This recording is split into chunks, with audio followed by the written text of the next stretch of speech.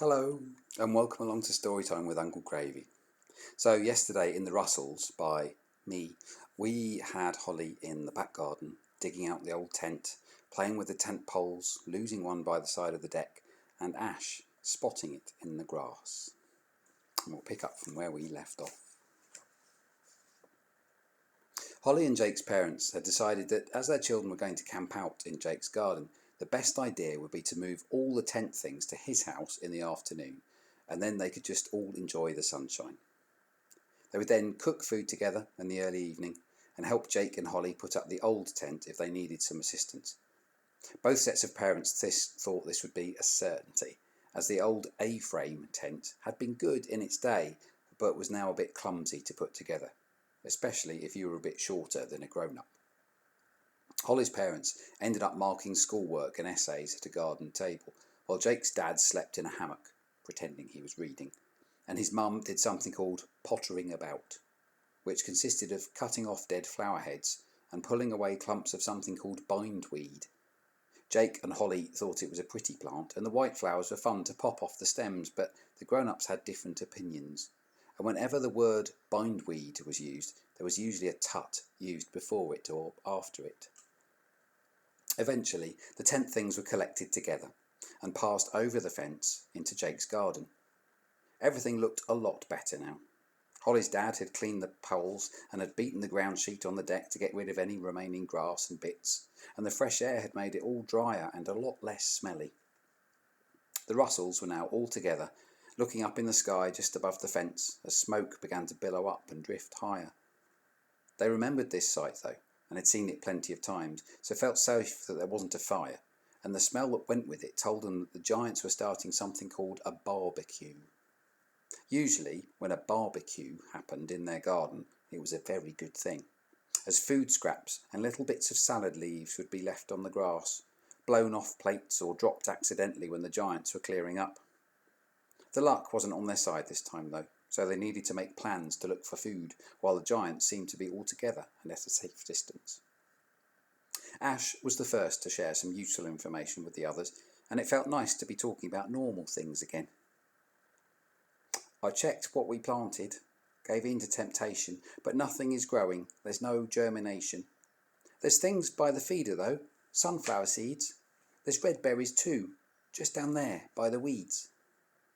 Bernie was next. Thanks, Ash. I spotted a worm on the path earlier that had gone to sleep in the sun. It's all dried out now and not moving.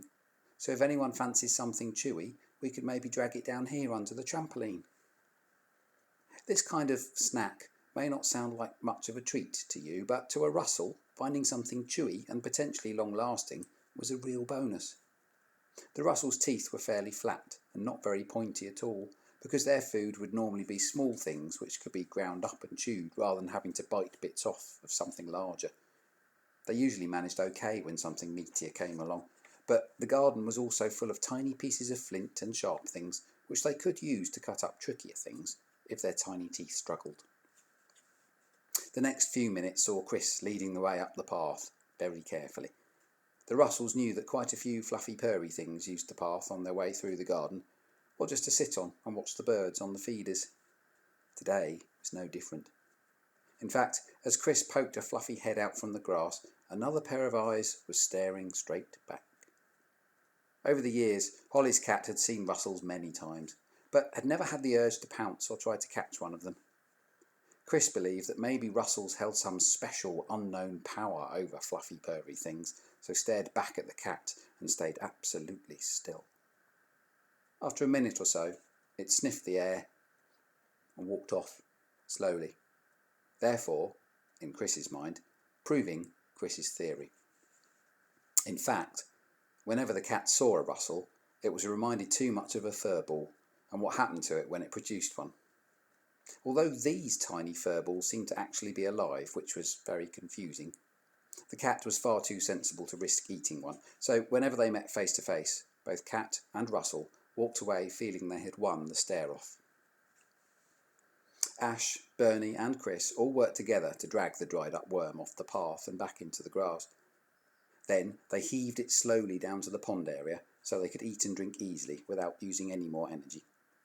The light of the day was starting to fade, and the Rustles had a relaxing feast of worm and sunflower seed bits, and a shared strawberry, nicely washed down with pond water splashes. By the time they had finished their slow and relaxed feast, several things were happening all at the same time. The moon, which was going to be full and very bright, was starting to come up over the hill in the distance, creating a watery glow, making Bernie slightly nervous about the potential for the following nap streams. Over the fence, Hollie and Jake were slotting together the poles for each end of the old tent and getting the ground sheep spread out, all ready to be fed them into. Ash had a full tummy of food, which usually created a warm and sleepy feeling within a short while, and this evening was no different. Feeling like a quick nap was the best thing to do next, Ash decided that instead of heading back towards a snail shell, it would be worth visiting the mysterious tunnel again. With the moon getting really bright, the tunnel would be the perfect place for a short nap, especially if crawling in a decent way was possible, as none of the light would cause any problems in there. On the walk to the tunnel, Ash made the decision to definitely explore what was at the other end of it too, but not until after a nap had happened. So another sharing meeting could be called, but this time with Ash giving out new information rather than Chris. This was an exciting prospect, and as Ash clambered into the end of the silver tunnel, and then further along, thoughts of new discoveries were whirling around. Chris was still by the pond, and was listening to the giants next door in the garden, because their voices had become louder than usual. Chris didn't quite understand what was happening, but it seemed clear that Hollie's mum was trying to find something out. When you tipped the poles onto the deck, did you count them or check they were all there? I didn't think I needed to, complained Hollie. Dad said you and him always checked it before it was wrapped up, and he could remember doing it the last time you used it, so nothing could have been missing, could it? She's right, said Hollie's dad. The last camping trip was a special one, if you remember. We made sure everything was in its place because we didn't know when we might use it next. Hollie saw her dad wink at her mum and instantly felt like she was missing out on something, but right then was more worried about missing out on the campout if the tent pole wasn't found. Jake and Hollie had successfully put together each of the A-shaped ends of the tent, and had also fixed together the poles which went through the ground sheet. So basically they had a large rectangle of poles on the floor in a ground sheet, two ends sticking up to form the shape of the tent, and one pole sticking out the end of each A-shape, pointing towards the other. What they didn't have though was the one pole which would link them together and finish the long roof section of the tent. No outer cover could be put on without it, and it had to be somewhere. Hollie was starting to feel really upset and couldn't understand how a pole could have just disappeared, but was then reassured by her mum, who just had a way of thinking logically. It's okay, she said, soothingly. I agree with Dad. We both know all the poles were wrapped up together, as we both remember the last time we used the tent. And again, there was a wink between her parents, so Hollie knew there was another story going on here too. But her mum continued. The tent hadn't been opened until today. You tipped the poles onto the deck in a heap. One of the poles is now missing. That suggests to me that we should look in the area you emptied the bag to see if anything has been left behind. Grown-ups are useful sometimes, thought Hollie as she nodded in agreement, and she and her parents excused themselves to go back to their garden for a look around the deck area. Ash had missed all of this. After crawling a decent way into this mysterious silver tunnel, all moonlight and noise had simply disappeared. The day's warmth had soaked into the metal roof, so it made Ash feel even sleepier. By the time Hollie and her parents opened the back door and all started crashing their way down to the deck, Ash was soundly asleep and snoring happily in a fluffy ball. The tunnel wasn't wide at all, but it was just the right size for Ash to be securely wedged, all curled up, and safe. It was Hollie's dad who saw the pole first. Having a similarly logical brain to Hollie's mum, he had left them to check the deck area, but felt sure Hollie wouldn't have. So the next thing to check was the area close to the deck, where a pole could have landed without making much noise, but not be seen. Looking down the side of the deck, He only had to move a few handfuls of long, wiry grass before he saw the end of the pole poking out. "I found it!" he shouted. He reached down and picked it up.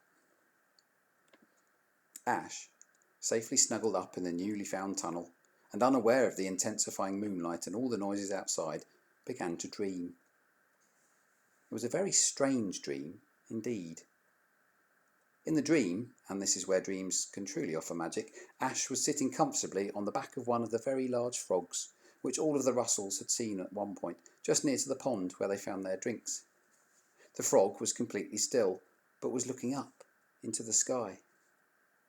Ash could sense, even in the dream, that things weren't going to be like that for very long, and felt a tiny, tiny movement. A little twitch happened that moved things slightly, but suddenly the frog launched itself upwards, leaping powerfully and giving Ash the very real sensation of rising up and up and up and up in the air. It was a strange and overwhelming feeling, even for a dream, and it wasn't very long before Ash's eyes snapped open. The sensation of getting higher and higher didn't stop though, and Ash knew immediately something was very, very wrong indeed. Hollie had bounced up and down and clapped her hands when her dad found the tent pole. She rushed back up the garden, through her house and out the front door, and skipped down the side path which led into Jack's back garden even. Hollie called out, just next to the dividing fence between the gardens. "Dad, just pass the pole over to me, please. It's getting dark really quickly. We need to finish the frame of the tent."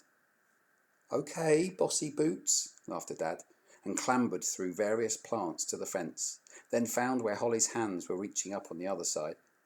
He carefully lifted the pole up to the top of the fence panel, then balanced it on top, before letting it hang and dangle vertically on the other side. Hollie's hands grabbed at the pole, and the sudden jolt made Ash uncurl and reach out for the sides of the tunnel.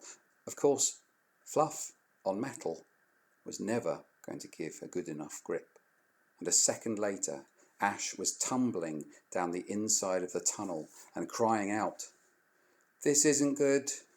This is not good at all. I cannot fly. I'm going to fall."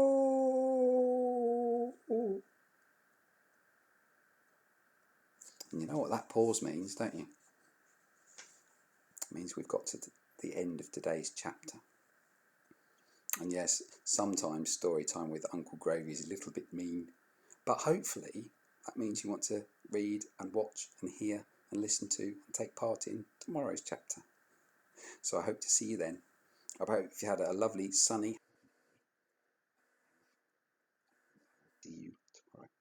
And thanks for watching.